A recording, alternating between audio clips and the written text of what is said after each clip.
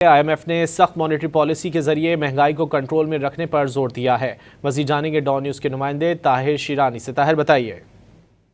جی، IMF وقت کراچی میں موجود ہے اور اسٹیٹ بینک حکام سے مذاکرات ہوئے ہیں۔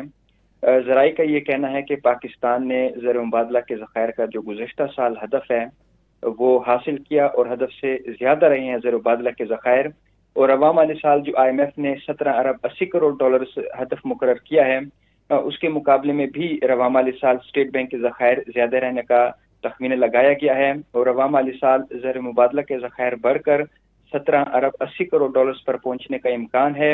اسٹیٹ بینک آف پاکستان کے زر مبادلہ کے ذخائر میں مسلسل اضافہ ہو رہا ہے۔ IMF وقت کے ساتھ تکنیکی ڈیٹا شیئر کیا جا رہا ہے۔ رواں مالی سال ترسیلات زر میں جو 7 ماہ ہے اس دوران 11.3% کا اضافہ ہوا اور 23 ارب ڈالر سے زیادہ رہی ہیں۔ پاکستانی روپیہ ڈالر کے مقابلے میں وسیع پیمانے پر اس میں استحکام رہا ہے، اور جو اسٹیٹ بینک کی جانب سے مانیٹری پالیسی ہے وہ سخت رکھی جا رہی ہے تاکہ جو مہنگائی ہے اس کو قابو میں رکھا جا سکے، اور IMF نے زور دیا ہے کہ جو مانیٹری پالیسی ہے اس کو سخت رکھ کر مہنگائی کو قابو میں رکھا جا سکتا ہے۔ گزشتہ جو مانیٹری پالیسی ہے اس میں اسٹیٹ بینک نے 10.5% بے شرح سود برقرار رکھا ہے، اور اس حوالے سے IMF کا یہ زور ہے کہ اس کو مزید سخت رکھا جائے۔ اس کے ساتھ ساتھ جو رواں مالی سال مہنگائی ہے وہ IMF نے حکومتی ہدف کے مقابلے میں اس میں کم رہنے کا تخمینہ لگایا ہے۔